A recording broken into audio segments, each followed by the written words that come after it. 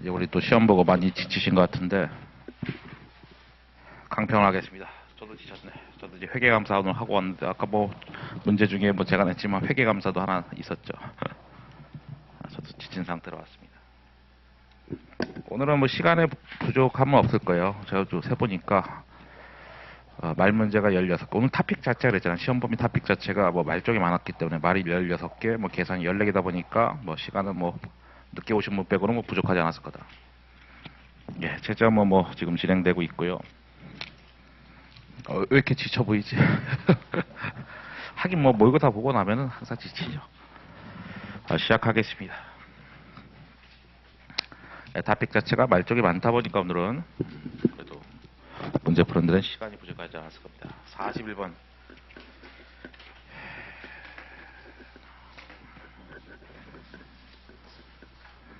네, 보면서 하겠습니다. 걔는 정답이 5번입니다. 계산 쪽 중심으로 좀 자세하게 하고 말 같은 거는 뭐 간단하게 하겠습니다. 제가 의도적으로 2, 3장을 좀 적게 냈어요. 적게 냈고 왜냐면 저쪽에 좀 어려운 토픽들 뭐 수익이라든가 그다음에 뭐 어려운 토픽 별로 없었지. 사실 수익 빼고는 뭐 메인이 없죠. 제가 봤을 땐 어려운 게. 그래서 이제 그거 중심으로 좀 많이 냈고 2, 3장은 의도적으로 좀 적게 냈습니다. 뭐 간단하니까 나오는 애들이 계속 나오고 문제풀이 과정 들어서 알잖아요. 나오는 문장들이 계속 나온다. 41번은 5번인데 왜 틀렸습니까? 비검적이죠. 보강적 질적 특성 비검적이. 중립성이 아니라 적시성이다. 뭐 그렇게 해야 맞는 것이고. 1번은 이제 빠르게 볼게요. 중요성은 어떤 성격 측면이라든가 어떤 규모, 어떤 질적인 측면, 양적인 측면 다 해당되는 것이다. 그 다음에 기업의 특유한 측면의 목적적 각성. 기업마다 다 중요성은 다르다 이런 얘기고. 예측 가치를 갖기 위해서는 반드시 예상치일 필요 없다. 저것도 많이 나왔던 문장이죠. 부연 설명이 더 이상 필요 없다.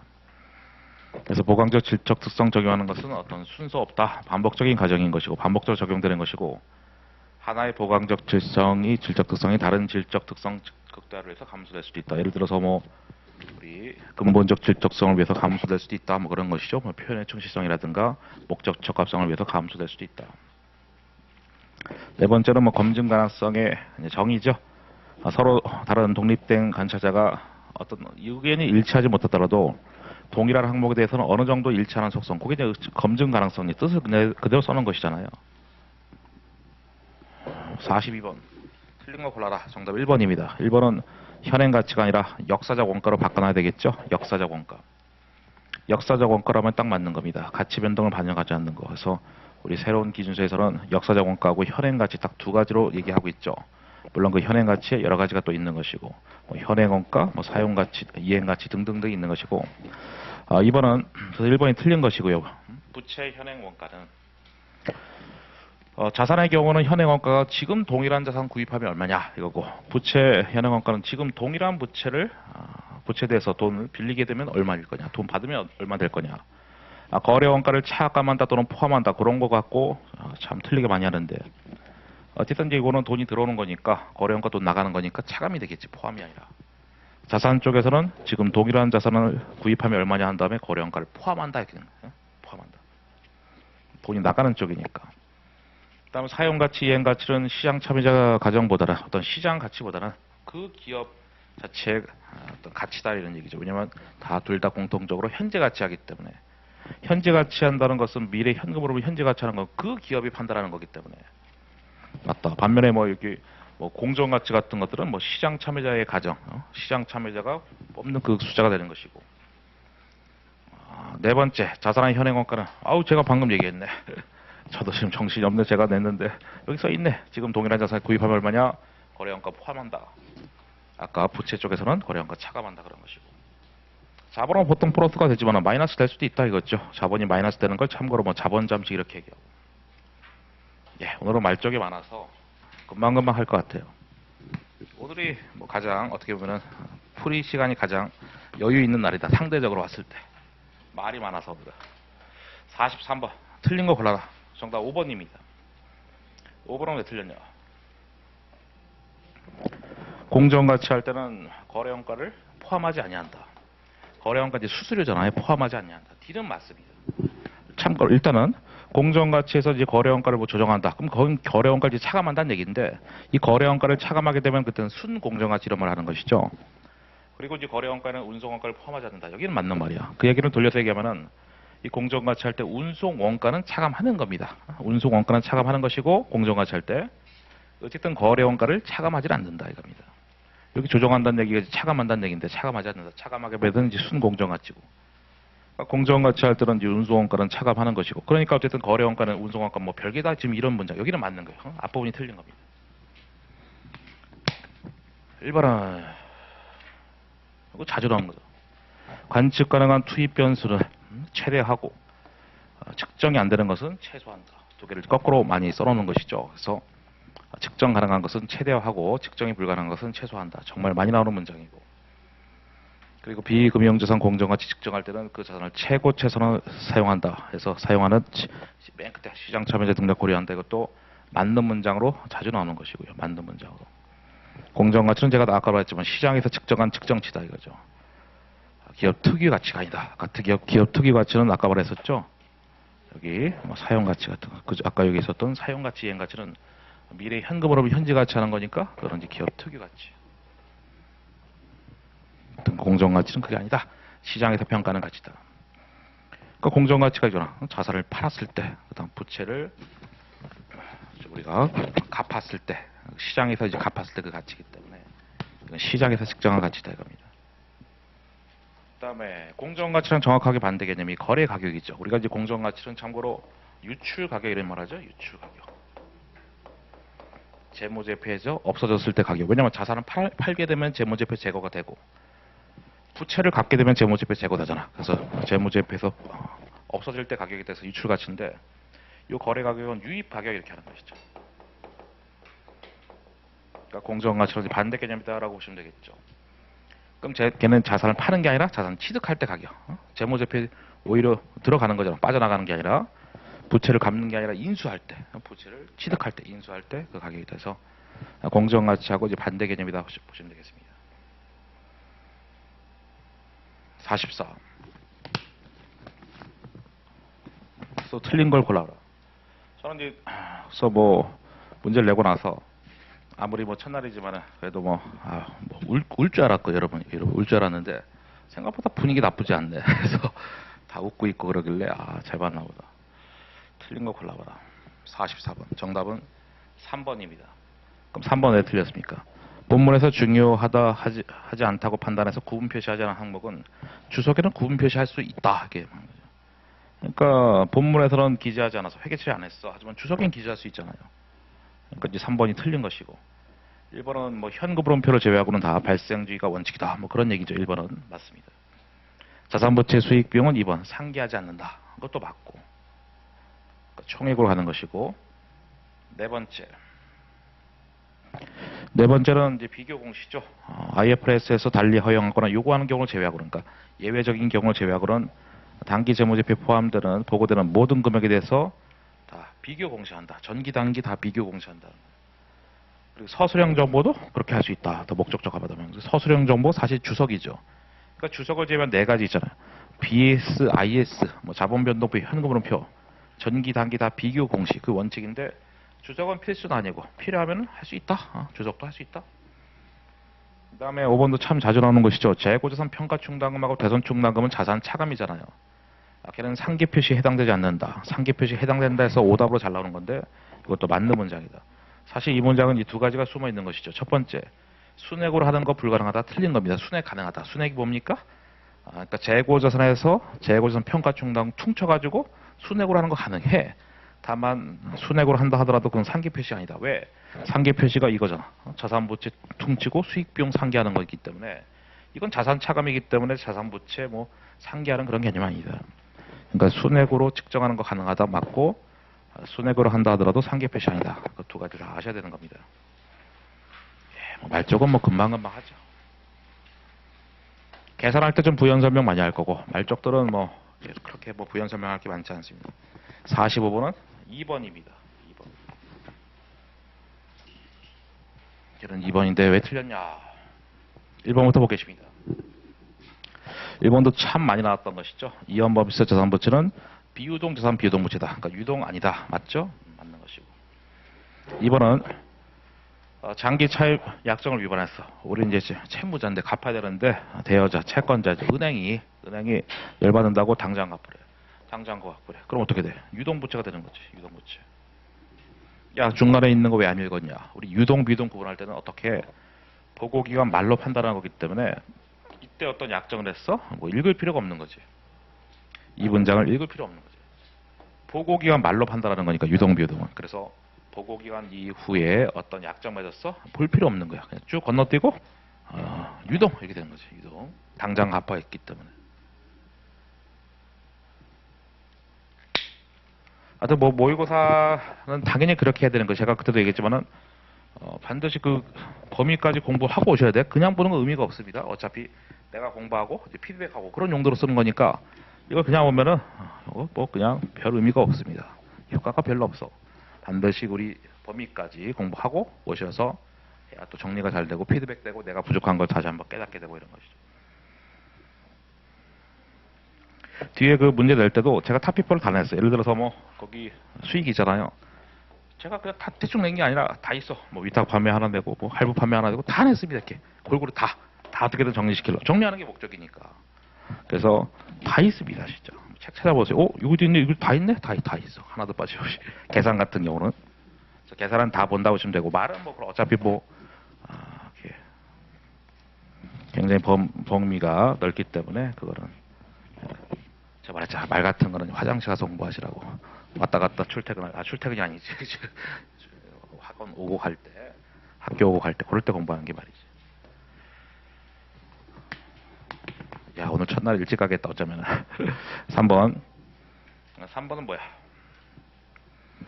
재무제표한테 신뢰성 있고 더 목적적 합한 정보를 제공하며 변경된 구조가 지속적으로 유지될 가능성도 높아서 비교 가능성이 저해되지 않을 것으로 판단되면 표시 방법 변경한다. 그러니까 표시 방법을 변경하지 않는 게 원칙인데 더 신뢰성이 있고 더 목적적 합하면은 변경할 수 있다라는 뭐 예외 사항인 것이죠. 틀린 문장이 없잖아요. 어쨌든 원칙적으로는 변경 안 하는 건데 변경할 수 있는 예외 사항. 4번 엄청 길다. 4번은 뭡니까? IFRS 그러니까 기준서 준수하는 것이 오히려 개념 체계랑 서로 상충된다. 서로 이제 딴 얘기하고 있어.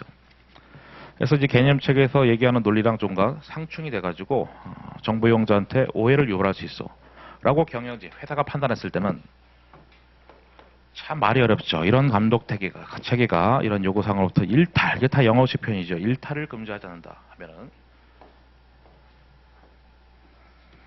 IFRS 요구사항과 달리 적용한다. 그러니까 이런 요구사항으로부터 일탈을 금지하지 않는다. 그러니까 이렇게 하는 것이 괜찮으면은 달리 적용한다 이런 얘기입니다. 그래서 너무 이런 것이 개념 체계하고 어떤 일탈을 의무하거나 금지하지 않는다면은 달리 적용한다. 그러니까 결국 여기는 똑같이 내고 여기 뒤에만 달리 적용하지 않는다. 여기만 다르게 하는 거예요.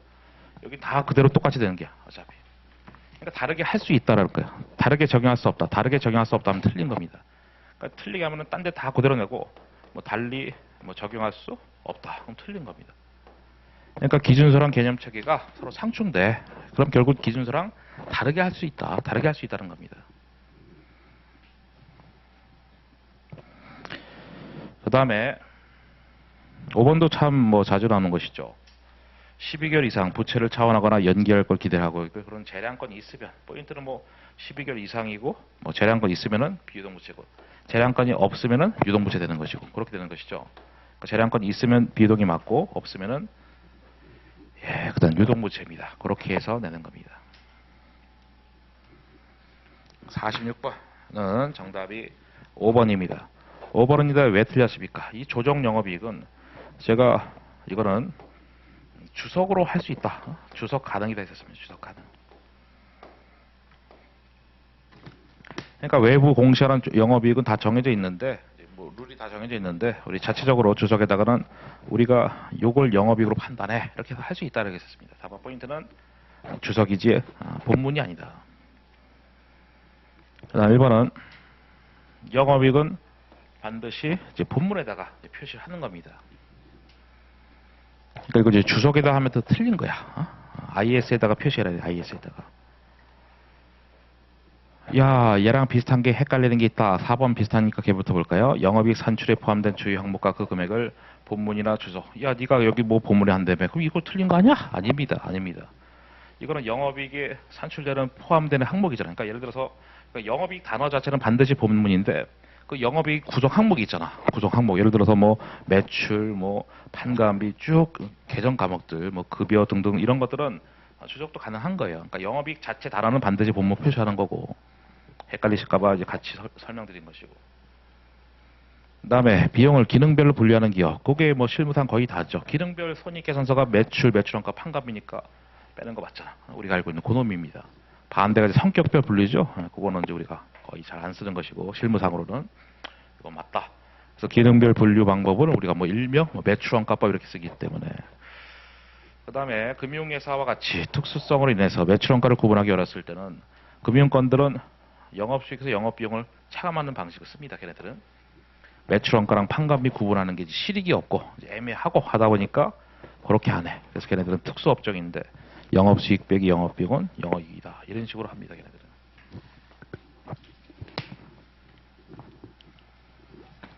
47번. 정답은 2번. 기억, 니은, 미음. 옳은 걸 골라라. 현금흐름표, 영업투자 재무활동. 맞죠? 틀린 게 없고. 재무상태표, 일정 시점의 재무상태. 그것도 틀린 게 없다. 3번은 왜 틀렸습니까? 3번은 경영성과니까 그거는 손익계산서, 포괄 손익계산서에 맞는 것이죠. 자본변동표는 걔도 일정 기간을 맞는데 일정 기간에 걔는 자본의 변동을 나타내는 표니까 자본의 변동을 나타내는 표입니다. 그래서 걔는 틀렸다. 재무제표 작성과 표시된 책임은 주주가 아니라 경영자한테 있다. 이 경영자가 사실 뭐 회계 처리를 하진 않겠지만은 회사한테 책임이 있다 이런 얘기죠. 주주가 아니라. 그리고 참고로 이제 회계감사라고 하는 것이 제가 오늘 하고 온 거잖아요. 이거는 이제 반드시 하는 게 아니라 일정 규모 이상만 회계감사 받는 거예요. 뭐 되게 복잡해요. 그거 아실 필요 없는데 뭐 자산이 큰 애들, 뭐 매출 큰 애들, 뭐 그런 게 있어요. 종업원 수 많은 애들, 뭐 이런 게 있습니다. 그래서 뭐 회계감사를 다 받는 건 아니고 규모 큰 애들만 회계감사 받고 어쨌든 이거 이제 곁다리로 놓은 거고 경영자한테 있다. 또는 이것도 뭐 회계사한테 있다 그러면 틀린 거야. 회계사 또는 뭐 감사인. 감사인이 회계사거든요. 이렇게 하면 다 틀린 문장입니다. 그래서 틀린 거야.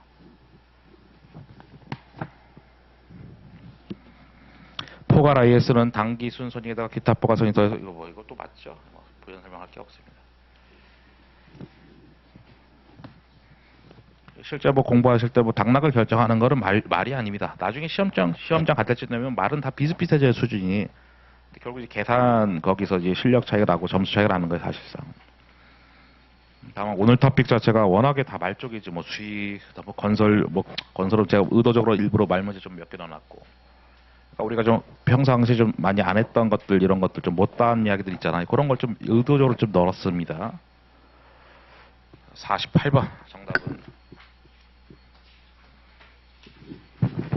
그러니까 이거 뭐 기타 합포가선익 찾아라 이거잖아. 당기 순손익 더하기 기타 합포가선익이 총포가선익인데 기타 합포가선익을 찾아라 라는 문제죠. 48번은 정답이 2번입니다. 예, 기타 합포가선익 이게 그거잖아. FVOCI 금융자산 평가손익. 그 다음에 해외사업장 환산손익입니다. 해외사업장 환산손익. 우리가 공부하지 않은 파생pháp 그 고급 회계 쪽에 있는 거고요. 이거는 뭐 알잖아요. 확정급여 쪽에서 재책적 손익. 그리고 이건 FVPL 쪽이잖아. FVPL 금융자산 평가손익인데 이거는 수익 비용이잖아요. 이건 수익 쪽이죠. 이거는 당기손익이다 이렇게 되는 거죠. 수익 비용이니까. 리얼의 손상차손은 뭐 비용이다라는 걸 모르는 사람은 없을 것이고. 그 다음에 뭐 중단 영업손익은 어차피 세후인데 걔는 별도 항목으로 따로 표시하는 거죠. 따로 표시하는 것이죠. 별도 항목으로. 걔는 뭐 당기손익, 기타 합포가손익 하는 게 아니라 걔는 따로 있는 거예요. 그래서 요놈은 이제 중단 사업부가 있을 때는 계속 사업 손익 더하기 중단 사업 손익. 그건 단기 뭐 순손익 이렇게 되는 거죠. 그러니까 중단 사업 손익을 굳이 말하면 단기 순손익 그 이후가 아니라 그 전까지 되는 거죠. 예, 이렇게 되는 거예요. 그러니까 이거 이제 이유니까 사실 기타 합법화성이 찾는 것이죠. 그리고 우리가 재분류 조정 대상인 게 있고 아닌 게 있잖아요. 제가 그 지읒자 들어간 애들, 그 이제 재분류 조정 대상이 아니다 했었죠. 물론 핵심 단어에 이렇게 설명하니까 굉장히 좀 없어 보이네. 재분류 조정 대상이 아니다. 그러니까 대표적인 게 뭐 재측정 요소하고, 그다음에 재평가 잉여금이죠. 지읒자. 이런 거는 재분류 조정 대상이 아닌 것이고, 그 아닌 게 뭡니까? 기타 합법화 손익이 한 방에 이익여금 대체되는 거, 그런 것이 이런 것이죠. 핵심 단어의 지읒자가 이런 것들은 뭐 재분류 조정 대상이 아니다. 이렇게. 예, 넘어가겠습니다. 그러니까 이제 말문제 할 때 기타 합법화성이 찾는 것도 잘 나오고, 그거보다 더 잘 나오는 게 사실 이런 것들이죠. 재분류 조정 대상인지 아닌지 발라내는 거. 예, 넘어가겠습니다. 현금이 얼마냐, 이런 거는 뭐 딱 한 문제만 딱 가볍게 풀고 넘어가는 거죠. 이런 거는. 49번의 정답은 2번. 지급길이 도래했다는 것이 만기가 도래됐다는 얘기고요. 당좌 개설보증금은 굳이 말하면 이제 장기금융상품이지. 장기금융상품. 해지하기 전까지 인출이 안 되는데 보통 1년 안에 해지를 안 하기 때문에 굳이 말하면 장기금융상품인데, 근데 맨날 시험은 현금만 물어보거든. 현금만. 현금인지 아니지만 잘 발라면 되는데 또 모르지. 우리가 죽기 전에 언젠가는 이런 거 물어볼 수도 있지. 뭐 언젠가는. 어쨌든 맨날 현금만 물어봅니다. 얘는 단기 차입금이죠. 당좌처럼 단기 차입금. 수입인지는 뭐 어차피 뭐 정부에서 발행한 우표니까 걔도 탈락이고, 선일자 수표도 다 일종의 채권이잖아. 즉 이제 수표자 들어간 거에서 현금이 아닌 게 선일자 수표하고 부도 수표. 이 두 가지는 수표자 들어가지만 현금이 아니고 나머지는 수표 들어가면 다 현금이죠. 각종 수표는 현금인데 선일자 수표는 이제 발행일이 미래이기 때문에 이거는 이제 채권입니다. 지폐하고 동전은 우리가 뭐 통화 이런 멋진 말 하죠. 통화, 지폐, 동전 모르는 사람 없고, 역시 양도선 예금에서 이런 게 중요한 게 아니라 취득일로부터 만기가 3개월 이내인지 봐야 되는데 얘는 3개월 이내 맞아. 근데 이거 3개월 넘어섰죠? 탈락. 3개 더 하시면은 정답 2번입니다.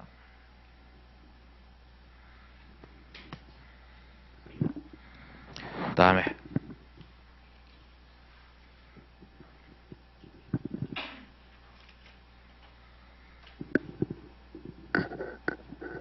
횡령금액. 요즘은 뭐 뉴스 보시면 아시겠지만 오스템 해가지고 임플란트 해가지고 횡령했잖아요. 그래서 그런 게 출제하는 사람에서 막 내고 싶거든. 이야, 요즘 하도 이슈니까.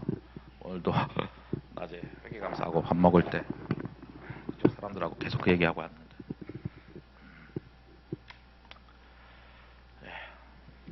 횡령. 이제 횡령이 나올 것 같아, 느낌에. 그래서 이거 은행 계정 조정표죠. 여기 봤더니 회사 측 잔액 나왔고 은행 측 잔액이 나왔다. 횡령금이 얼마? 다 제가 수업 시간에 한 얘기죠. 여기 이제 은행 측 집어넣고 회사 측 집어넣고 조정 전, 또는 뭐 조정 후, 여기 조정 후. 아까 제가 뭐라고 했냐면은 보통 문장으로 나온다. 근데 제가 이제 모의고사 할 때 당연히 중요한 거 다 정리하는 것도 있지만 또 다른 것이 또 컨셉 자체가 그동안 못한 얘기들 또는 안 했던 뭐 좀 미흡했던 걸 그런 걸 넣는 것도 좀 하나의 컨셉이기 때문에 이렇게 단어만 딱 나왔을 때 이제 그런 것도 이제 우리가 연습을 좀 해야 된다. 그렇게 낼 수도 있거든. 짜증나게 될 때는.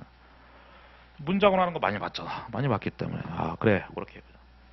그리고 이걸 항상 주어지는 거는 수정 전입니다. 수정은 주어질 물론 수정을 하고 딱 명확하게 하면 수정인데 그런 말이 없으면 당연히 수정 전입니다. 여기 회사가 나왔어. 은행 측이 나왔어. 은행 미김 예금. 제가 말했잖아. 은행이 기입하지 않은 거라고. 은행이 기입하지 않은 거라고. 예를 들어서 뭐 영업시간 끝났다고 내일 하겠다 했는데 그 내일이 내년이야. 우리는 지금 X년 말이고. 그럼 은행 미김 예금은 은행 측에서 플러스가 되는 거지. 그 다음에 은행 수수료. 이것도 상황 자체가 이렇게 하면 굉장히 짜증나는 건데 항상 우리 수험생이기 때문에 상황은 정해져 있는 거야. 은행 수수료인데 회사한테 통지를 안 한 거야. 회사가 모르고 있잖아. 그럼 회사 빼야지. 이렇게. 기반의 미추수 이건 너무나 유명하지. 이걸 못한 사람은 이제 시험 떨어져야지. 이거는 무조건 그렇죠. 너무 유명하니까. 은행 측 차감. 얘는 상황도 정확하게 아시라 했었죠. 회사가 있고 거래처가 있고 이제 은행이 있는데 회사가 기발행, 수표를 발행했는데 거래처가 은행한테 지급 제시하지 않았다. 지급 제시하지 않았다. 그 상황을 아셔야 돼요. 그렇게 해서 은행은 여기다 지급을 못하고 있는 상황이다.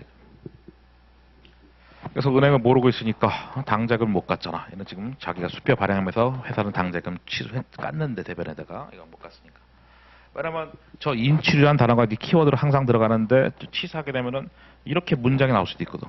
수표 발행했는데 지급 제시하지 않았다. 그렇게 나오면은 이게 뭐지 이렇게 만나. 저게 기발행 민주수표. 제가 이거는 상황을 정확하게 아시라 했었습니다.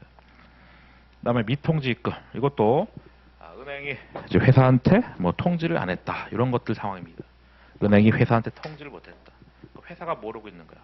그럼 더 해야지.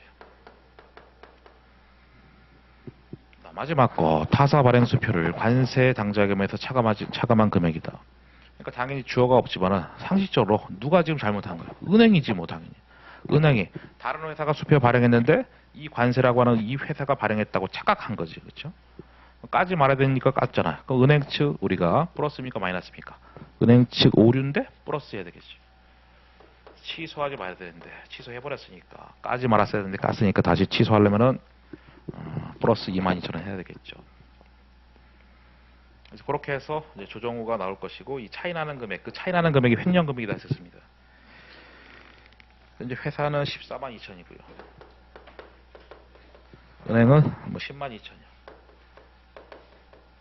차이 나는 게 이제 횡령금액이다 했었죠.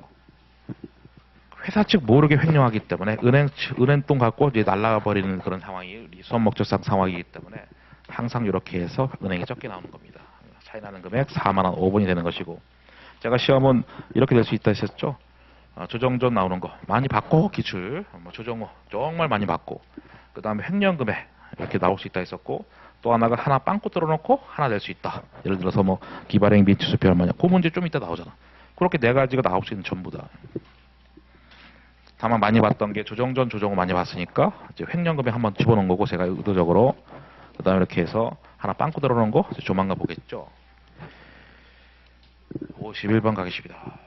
그게 은행계정조정표에서 제일 잘 나오는 거고 이거 하여튼 뭐 간병 아니면 관세사에서 나올 것 같아요. 횡령금액. 물론 그전에도 한번 나온 적이 있었지만은 아주 따끈따끈해가지고 요즘에 핫 이슈거든요. 이 새끼가 뭐 2,200억 갖고 날라갔다고.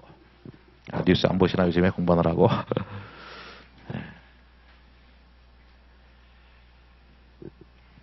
네, 기발행 미치수비 하나 저렇게 딱 빵꾸 뚫어놓고 물어보는 것이죠. 네, 보겠습니다. 은행 회사 측입니다. 관세가 뭐 17,000이고요. 은행 측은 뭐 2만 원입니다.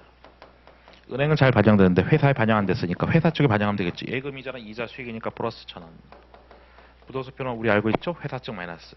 그러니까 은행 계정 조정표에서 제가 반드시 아셔야 되는 세 가지 단어만 보고도 아셔야 된다. 먼저 기발행 벤치 수표는 은행 측 차감. 그다음 부도 수표는 회사 측 차감이죠. 그 상황 자체가 이거잖아. 회사가 수표를 받았어. 그래서 차분에 당자금 늘려놨어. 근데 부도난 수표 다시 취소하는 거지. 까는 거지. 세 번째가 추심모험이지. 추심모험. 추심모험 뭡니까? 이것도 회사 측 플러스. 그래서 회사가 은행한테 야 대신 우리 받으럼 받아줘. 그러니까 어음수표 대금은 다 당자금에다가 플러스 마이너스 시키는데 그럼 이제 받으럼 받았어. 은행이 거래처한테. 그래놓고 회사한테 통지를 못했네? 회사 모르고 있으니까 이제 회사 측 플러스지. 추심모험. 세 개. 아무튼 이제 부도수표까지 했고 그 다음에 은행이 뭔가 또 삽질했나 보다. 은행이 주 합격에 발행수표 6천을 이거 아까 봤던 거잖아. 우리 거로 착각했다고. 그럼 다시 플러스 해야 되겠지. 까지 말아야 되는데 깠으니까 다시 취소한 것이고. 그리고 이제 질문한 거는 이 기발행 미주수표 얼마냐. 그 은행지 차감이기 때문에 여기다가 뭐 하나 마이너스 해놓고 두 개가 이제 같다는 걸 이제 활용하는 거지. 다 같다는 걸 활용해서 이제 푸시면 되는 거죠. 여기 이제 51번이죠. 16,000? 그럼 여기도 16,000이 돼야 되기 때문에 그 X 값이 얼마 나온다. 이런 컨셉인 것이죠. X 값은 10,000원이 됩니다. 이렇게.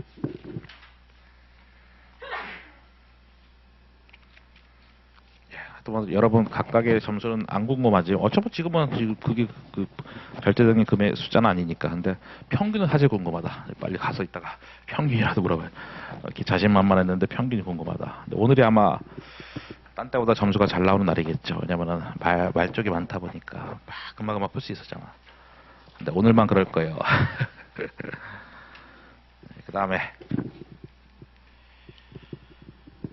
52번입니다. 수정전 잘해. 뭐 은행 계정 조정표는 하도 많이 풀어서 이제 뭐 잘하죠 사실.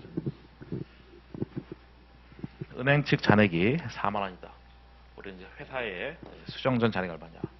역시 이제 은행 이렇게 하고 회사입니다. 4만 원 줘갖고 회사 이제 모르니까 X 이렇게 되는 것이죠. 첫 번째 거래처에서 은행은 직접 입금했다. 은행은 회사한테 통지를 하지 않았다. 우리 모르고 있잖아. 이런 게 뭐 미통지 입금 이런 거지. 미통지 입금. 우리 이제 모르고 있다 이겁니다. 이자 수익이 발생했는데 역시 통지 못했대. 뭐 이자 수익이지 뭐. 우리 모르고 있으니까 더 해야 되겠지. 이자 비용이면 뺄 거고 이자 수익이면 더 하겠죠. 이제 부도수표가 세 번째죠. 부도수표. 당연히 회사 측 마이너스입니다. 수수료 있는데 역시 회사 모르고 있대. 수수료 뭐 빼면 되겠지. 비용이니까. 은행이 기록하지 않았다. 은행 미기입 예금이죠. 은행 미기입 예금에서 더하시면 되겠죠. 이렇게 해서 수정호가 같다는 것을 좀 활용하시면 됩니다.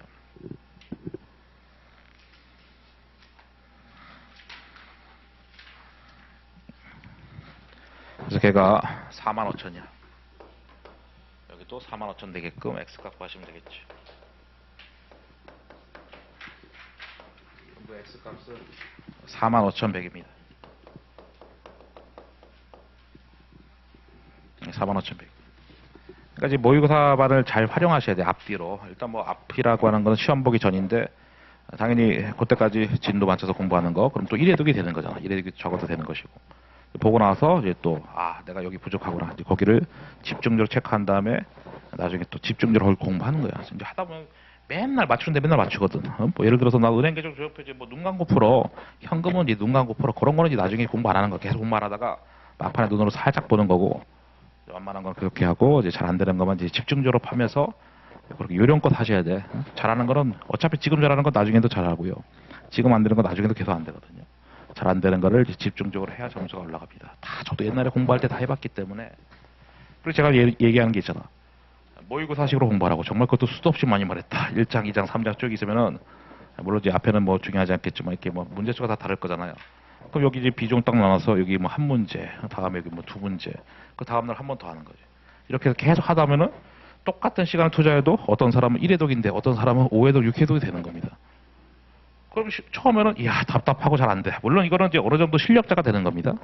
물론 여러분처럼 이제 모의고사만 들을 수 있는 점들이 이제 실력자인 거지. 제가 봤을 때 어느 정도는. 근데 모르지 또 뭐 실제로 점수 까보면은 충격 받을 수도 있을 텐데. 아무튼 그런 좀 되는 분들은 이런 식으로 하면 훨씬 도움이 많이 됩니다. 그러면은 까먹고 이렇게 휘발성 이런 거는 남의 얘기가 되는 겁니다.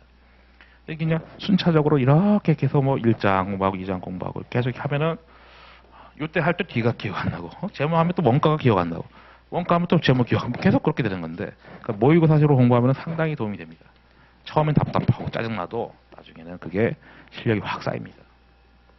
그렇게 했으면 좋겠다. 예, 적어도 2월부터는요. 실력 되면은 지금부터 하면 더 좋고. 그 다음에 이런 거. 그러니까 제가 대손 충당금은 이제 어차피 우리가 문제를 많이 풀어봤기 때문에 조금 다른 형태 문제를 의도적으로 2개 갖고 온 것입니다. 이런 식으로 가는 걸 이제 우리가 연령 분석법 하는데 어렵진 않아요. 어떤 거냐면 이런 거지. 결산 시에 우리가 100만 원이 채권이 있는데 못 받을 거로 예상되는 금액이 1%다. 그럼 이제 곱하는 거지. 10,000원. 이렇게 해서 다 더한 숫자가 이게 2021년 말 BS의 이게 대손 충당금이거든. 대손 충당금. 그 결산 시 못 받을 거 예상되는 금액 이렇게. 이때까지 못 받은 금액이 40만 원인데 아무래도 기간 지났으니까 못 받을 확률이 더 커지는 거지. 때려. 뭐 이렇게 해서 이거 다 곱하고 다 더하시면은 이 숫자가 얼마가 나오냐. 그럼 그게 96,000원이야. 그게 결산 시 못 받을 거 예상되는 금액이고, 요게 이제 컨셉이지. 근데 그 전에 대변 항목에 2만 원 있었대. 우린 7만 6천 원만큼 더 설정하는 것이죠. 그러니까 상황적으로 차변의 대손 상각비 7만 6천 원. 결산 시죠. 대변의 대손 충당금 7만 6천. 그렇게 해서 9만 6천 원 만들어 놓겠다는 거죠. 질문 자체는 이렇게 되고. 그러니까 제가 말했지만 이 대손 충당금 같은 말이 오고 대손 상각비 손상처손 같은 거니까 다 아셔야 되겠다 했었습니다. 어떨 때는 그 대손상각비, 대손충당금 빼놓고 손상처손과 손실충당금만 나올 수 있기 때문에 저 단어도 필수 단어다 했었습니다. 이렇게 하는 걸 우리가 연령분석법인데 그런 거 우리 안 해봤으니까 제 일부러 이제 집어넣은 겁니다. 예, 이렇게도 나올 수 있다. 넘어가겠습니다. 다음 문제. 이거 해석하는 거 말고는 뭐 없습니다. 포인트는. 이것도 의도적으로 우리가 안 해봤던 거 한번 집어넣은 것입니다. 물론 알면은 굉장히 쉬운 건데 모르면 뭐야 어떻게 되는 거지? 이렇게 되는 것이지. 그러니까 기초가 사실 전기 말이잖아요. 채권이 이만큼 있는데 받을 거라고 예상되는 금액이 이만큼이 된다. 그럼 차이가 뭡니까? 그게 BS상 대손 충당금이죠. BS상 대손 충당금. 이게 못 받을 거로 예상되는 금액이야. 1,500. 이건 얼마야? 3,500. 그러니까 2천만큼 더 설정한 거지. 결산 시. 차분의 대손 상각비 2천. 결산 시. 대손 충당금 2천. 왜? 현재 지금 저쪽에 대변 쪽에 1,500이 있기 때문에 2천을 더 설정해 가지고 3,500을 만들어 놓는 겁니다. 그러다 보니까 대손 상각비가 2천이 되는 거지. 54번의 정답이 1번이 이렇게 되는 겁니다. 그래서 이 표를 역시 해석하는 거. 그러니까 알면은 쉬운 건데 처음 보면은 뭐지? 이렇게 되는 거지. 안 해봤으니까. 그래서 역시 의도적으로 많이 넣어봤고요. 현재 가치 이런 거 신경 쓰지 말라. 단서정에 써 있는 것이고. 그래서 이것이 결산 시 못 받을 거로 예상되는 금액. 그게 대손 충당금의 뜻이다. 넘어가겠습니다. 이제부터 이제 본격적인 이제 계산이죠.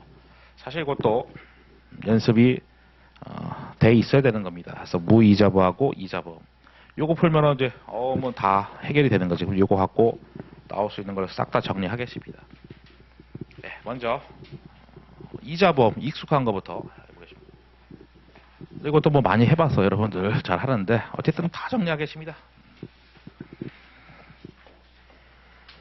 X년 4월 1일 날 만기가 7월 30일이고 그리고 지금 7월 1일 날 할인한 것입니다. 날짜가 4월 1일, 7월 1일, 7월 30. 그래서 뭐 기계적으로 풀어야 되겠죠. 3개월 맞나? 여기는 한 달.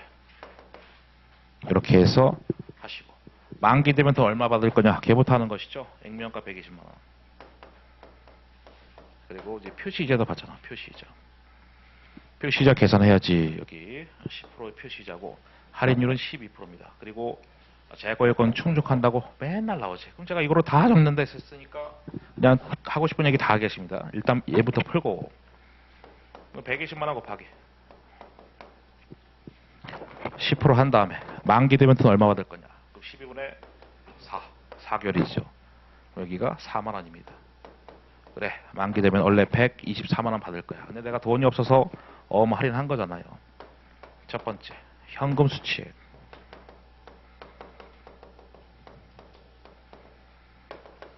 두 번째, 어음의 가치입니다. 2번에서 1번 뺀 것이 매출, 채권, 처분, 손실이죠. 기계적으로 푸는 것이지. 그래, 현금 수령액은 원래는 내가 124만 원 받으려고 했는데 돈이 없어서 120만 원 기준으로 은행한테 수수료 준대. 그 수수료가 그 수수료율이 할인율이지. 12%. 몇 개월치 수수료 주냐? 한 달 땡겨 쓴 거니까 한 달치. 이렇게 되는 것이고. 이런 것들도 나온 적 있잖아. 이게 뭐예요? 할인료지. 할인료. 할인액 또는 할인료. 이것도 나온 적 있었고. 걔가 얼마야? 12,000원? 아, 잘못 봤다. 12,400원. 여기가 이제 12,400이고. 그래서 현금 수령액을 계산하시면은 숫자가 지저분한데 여기다 쓰겠습니다. 1, 2, 7, 6000이고 아시다시피 이것도 시험 문제고 이것도 다 시험 문제고 그 다음에 어음의 가치는 앞으로 전진이지. 앞으로 전진. 이때 어음의 가치는 120만 원이고 뒤로 갈수록 표시이자만큼 경과이자가 붙잖아요. 그래서 얘는 120만 원 더하기 120만 원 곱하기 10% 표시이자 12분의 3이지. 3. 여기 부분이 경과이자다라고 하는 것이고 여기 이제 실제로 계정 과목으로 치면은 이자 수익 부분이 되겠지. 그래서 어음의 가치를 쭉 이렇게 빨간색 계산하시면은 123만 원이 납니다. 그래서 요놈과 요놈의 차이 123만 원과 요놈의 차이가 매출채권 처분 손실이잖아요. 2,400원. 너무나 많이 출제됐기 때문에 다 할 수 있어야 되겠지. 여기까지는 아주 기본으로. 분계도 한번 볼까요? 제가 다 설명한다 했었죠. 어차피 모의고사 자체만 보는 게 아니라 다 정리하는 시간이기 때문에. 그래, 현금 받고 이제 매출채권 재고요건 충족하니까 날려. 받으러 오면 날리고 여기 이자 수익이 있죠. 물론 분계는 참고지. 참고상. 매출채권 저쪽에 액면이자 요거 액면가 날라가고 이자 수익이 어디 있어? 경과이자 이 부분이 3만 원이 되겠죠. 3만 원. 여기까지가 어음의 가치지. 내가 돈을 얼마 받았어요? 120. 이거 1, 2, 7, 6, 0. 그러니까 어음의 가치 요 123만 원과 그다음에 요 숫자의 차이가 매출채권 처분 손실이죠. 뭐 분계를 뭐 알아서 나쁠 건 없지. 시험장 가서 분계하라는 소리는 아니지만 매출채권 처분 손실. 그게 아까 있었던 뭐 2,400원이었고요. 이렇게 당연히 나올 수 있습니다. 재고 요건은 충족하지 못한다. 그럼 어떻게? 계정 과목 여기만 다른 거지. 재고 요건 충족하지 못하면 여기다가 단기 차입금. 그럼 여기는 뭐요? 이자 비용입니다. 맨날 충족한다고 나오는데 충족하지 못한다면 숫자는 다 똑같고 계정 과목은 다른 거야. 그럼 그때는 이자 비용을 물어보겠지. 매출채권 처분 손실이 아니라 그때 이자 비용 물어보는 거야. 당황하지 말고 하던 대로 쭉 하시면 됩니다. 계정 과목 이름만 다른 겁니다. 그러니까 제가 그거 하려고 분계 보여드린 거예요. 분계 하고 싶었지 않았지만 이렇게나 날게 많아. 그 다음에 또 낼 수 있는 게 또 뭐 있어요? 당기 손익에 미치는 영향. 캐시션 중에 당기 뭐 손익에 뭐 미치는 영향. 제가 요령 거 어떻게 알아야 했습니까? 현금 수채 요거 하시라고. 현금 수채계에서 뭘 빼라고? 액면가 빼라고. 액면가. 말도 안 되는 요령이죠. 제가 다 수학적으로 입증했었다. 사실 요렇게 하시면 되는 거예요. 물론 걔는 뭡니까? 요거 이자 수익 3만 원 하고 매출채권 처분 손실 2,400원의 차이입니다. 딱 해보세요. 3만 빼기 2,400. 요거 딱 되잖아. 요령입니다. 이게 가장 어려운 건데 단기 손익 미친 영향이 가장 어려운 건데 그냥 현금 수책한 다음에 액면가 빼주시면 돼. 자, 제가 그렇게 다 옛날에 정리 다 한 겁니다. 나올 수 있는 게 이렇게 많아. 가장 쉬운 게 현금 얼마냐. 다음 제일 잘 나오는 게 매출채권 처분 손실 얼마냐. 가장 어려운 게 단기 손익에 미친 영향인데 현금 수책 빼기 액면가 하면은 가장 쉽다. 그리고 할인액도 나온 적 있었다 했었고 다 설명했습니다. 재고 요건 충족하지 못했을 때는 단기 차입금 이자 그때는 이자 비용 물어볼 것이다. 무이자 보험 하겠습니다. 쓸 자리가 없다. 어디다 쓰지? 무이자 보험. 이거는 뭐 여기다가 하고 뭐 새로 문제 풀듯이 해야지.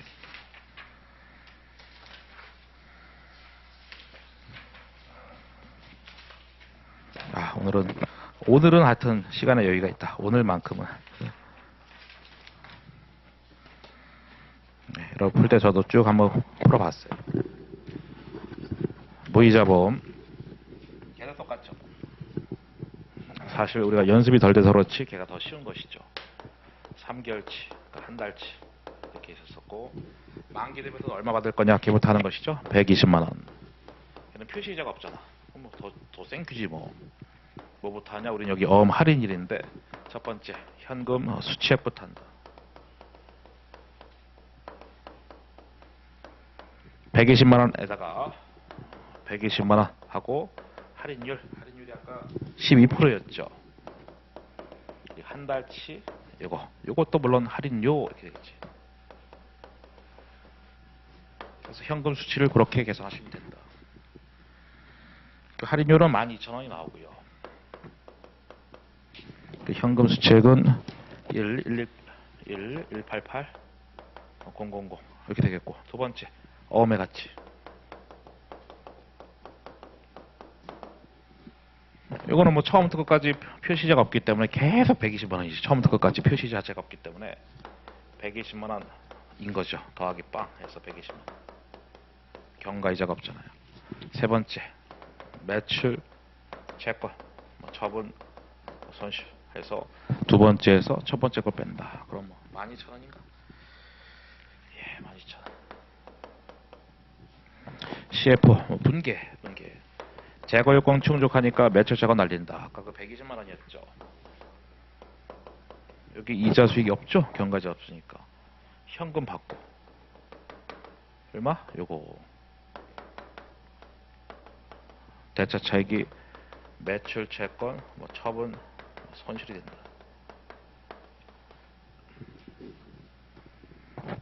낼 수 있는 거 다 체크하면 현금 수령에 하고, 처분 손실하고, 그리고 할인료도 낼 수 있고, 그리고 단기 손익에 미친 영향 또 해보자.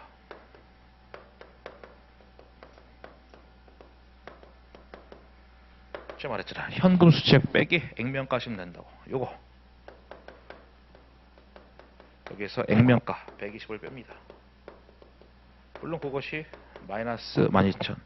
이게 매출 채권 처분 손실과 같은 거죠. 여기는 이자 수익이 없으니까.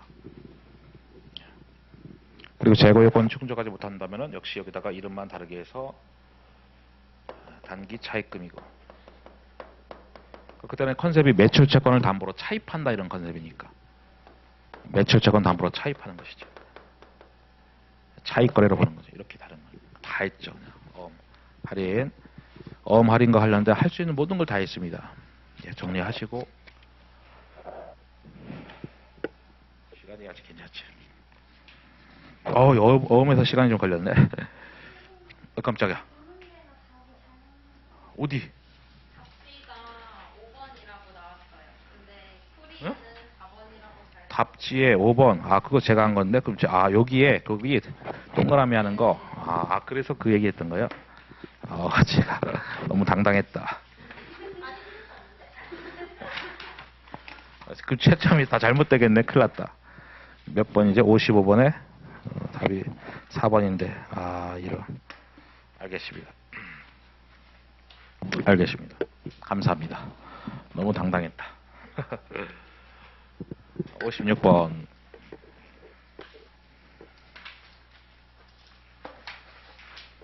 그랬구나. 56번 틀린 것을 골라보세요. 정답은 5번입니다. 어디가 틀렸습니까? 거래 가격이 이제 수익 금액인데 재화 용역을 이전 제공하고 대가로 받을 권리다. 맞죠? 여기가 틀렸잖아. 제3자를 대신해서 회수한 금액은 포함하지 아니한다. 대표적으로 이제 부가가치세 이런 게잖아. 부가가치세. 우린 다 부가세를 배웠기 때문에 다 말이 통하죠. 제가 만약 간편 강의하면 부가세 막 설명하거든. 근데 우린 다 알잖아. 이게 이제 넘어가는 거지. 뭐. 부가세는 그쵸? 대신 받은 거. 내게 아니다. 나머지 빠르게 봅시다. 환불 받을 거로 예상되는 금액은 이거잖아. 우리가 이제 물건 팔았을 때 차분의 현금 대분에 매출한 다음에 환불될 것 같아? 매출가. 그리고 여기다가 환불 부채하는 거. 환불 부채 인식하면서 거래 가격 차감, 수익 금액 차감한다. 맞죠? 이거는 이제 기본선 없지만 제가 요약서에다 집어넣은 거잖아. 심화학습이면서 요약서에다가. 거래 가격의 변동가, 서브노트 말하는 것이죠. 변동대가 포함되는 경우에. 그러니까 뭐 성과 조건부 뭐 이런 거 있잖아. 성과국 같은 게 100% 될지 1000% 될지 뭐 10,000% 될지 모를 것 같아. 그때는 어떻게 추정할 거냐. 비슷한 계약이 많은 경우에 기대값으로 할 수 있다. 비슷한 계약이 많을 때는 기대값 평균치로 하는 것이 적절하고, 가능한 결과치가 두 개야.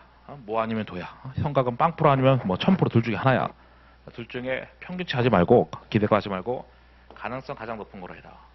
어렵게 되면 이런 걸 내는 것이죠. 어렵게 됐을 때. 물론 이제 요약서에 다 있는 겁니다. 기본세는 없지만은 그게 이제 거꾸로 섞어놓고 될 수 있다. 3번, 4번도 어려운 문장이죠. 물론 다 기본세에 있는 겁니다. 변동대가 추정치가 너무 불확실하고 기업이 고객한테 재화 용역을 이전하고 그 대가로 받을 거리를 갖기를 충실하지 못할 때 이게 뭔 소리입니까? 오차가 클 때잖아. 오차가 클 때. 변동대가가 오차가 너무 클 때, 그러니까 불확실할 때는 그때는 거래 가격 포함시키지 말라고. 일단 수익금액 인식하지 말라고. 하지만 나중에 상황이 바뀐 거야. 그게 이제 4번 연결되는 거죠, 문장이. 변동대가 불확실성이 해소됐어. 이제 오차가 많이 줄어들었어. 많이 줄어들었을 때. 오차가 많이 줄었을 때. 그때는 맨 끝이 보험 포인트죠. 거래 가격에 포함시키라. 수익금액 포함시키라고. 물론 앞에 부분은 크게 뭐 어려운 문장이지만 중요한 문장 아니죠. 이미 인식한 누적 금액 중에서 유의적인 부분, 큰 금액을 되돌리지 않을 가능성 매우 높은 정도까지. 그러니까 큰 금액을 취소하지 않을 정도까지만 해서 수익 금액에 포함시켜라 이겁니다.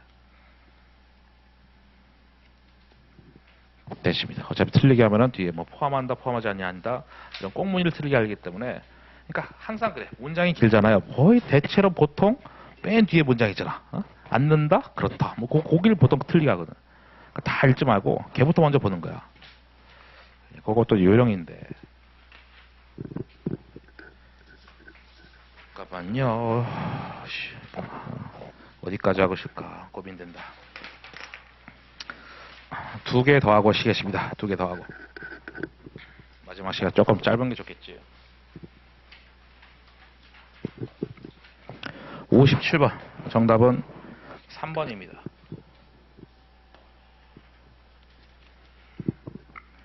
이건 이제 상황 자체가 어려운 거죠. 제가 오늘 이제 회계 감사하고 왔잖아요. 여기 이제 회계 법인이 있고 뭐 다 제가 설명한 거지 사실.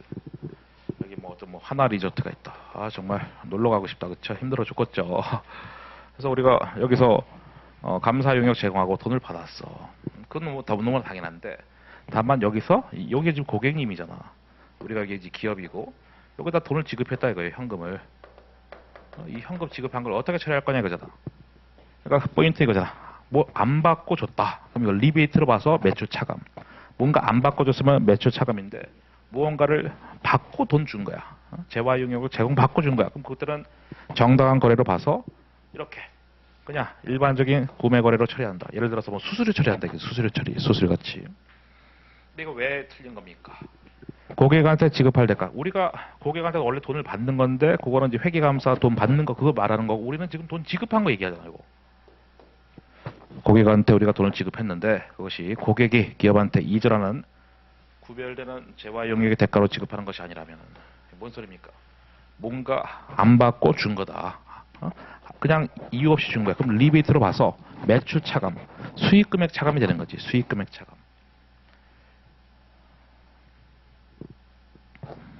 그러니까 여기 지금 아니라면 여기를 빼놓으면 맞는 문장인데 아니라면 때문에 틀린 것이죠.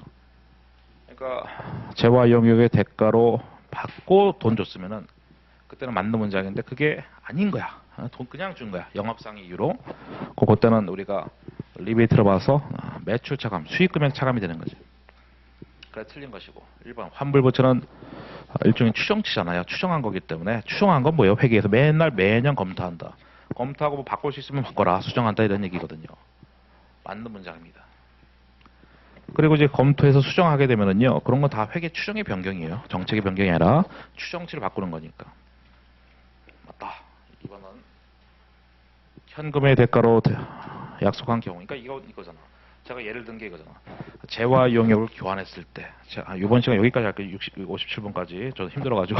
재화 용역을 교환했을 때 우리가 약속한 계약의 경우에 거래가격 산정하기 위해서 제공받은 대가를 공정하게 측정한다. 이게 원칙이잖아. 이게 원칙.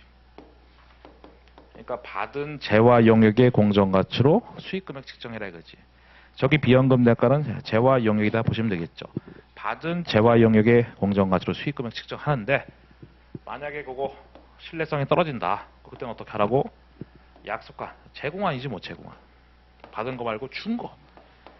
제공한 재화 용역의 공정가치. 이 개별 판매 가격이 그게 공정가치 개념이 되셨잖아요. 개별적으로 팔았을 때 얼마냐 거기 때문에. 그러니까 정리하면은 받은 재화 용역의 공정가치로 수익 금액 측정하고 그거 신뢰성 떨어지면 준 걸로 제공한 재화 용역의 공정가치로 측정하라고. 물론 상황 자체가 현금 위의 대가로 돈 받았을 때. 그러니까 그게 대표적인 게 재화 용역을 교환하는 케이스. 그런 거 제가 설명드리거든요. 그러니까 수익 인식 기준서가 참 말들이 어려워. 그래서 제가 좀 맘먹고 그냥 엄청나게 많은 수익 그 인식 문제를 많이 집어넣었습니다. 2, 3장은 많이 했으니까 쉬워가지고 일부러 많이 안 넣었고 다 의도가 다 깔려 있어. 두 개 더 봅시다. 문장이 다 길다. 화폐 시간 가치를 반영해야 돼. 어떨 때? 유의적인 금융 요소. 이 금융 요소라는 게 결국 이제 이자 요소잖아요. 그러니까 명시적으로나 암묵적으로 하면 지급 시기 때문에 고객한테 재화 용역 이전 제공하면서 유의적인 금융 효익이 고객이나 기업한테 제공되는 경우 결국 이제 어떤 이자 요소가 크다고 생각이 들면은 그때는 현재 가치 평가에서 해라야 되는 얘기죠. 대표적으로 장기 할부 판매 했었죠. 장기 할부 판매. 현재 1년 뒤, 2년 뒤, 3년 뒤 있을 텐데 장기 할부 판매 같은 거 우리가 다 현재 가치 하잖아. 뭐. 시작 이절로 현재 가치에서 뭐 명목상으로는 300이지만은 인도 시점에 쭉 시장 이절로 당겨가지고 240. 그게 약속된 대가를 조정한다. 원래 300인데 현재 가치에서 240 바꿔놔야 되는 얘기죠. 그러니까 이자 요소가 중요했을 때는 그때는 현재 가치 평가이라 장기 할부 판매 떠올리시면 되는 겁니다. 근데 그거에 대한 예외가 5번이잖아. 그 기간이 1년 이내야. 그러니까 단기 할부 판매지. 단기 할부 판매할 때는 약속된 대가 조정하지 말라고. 명목금액 조정하지 말고 야 닥치고 그냥 300으로 하라고. 300으로 인도 시점에.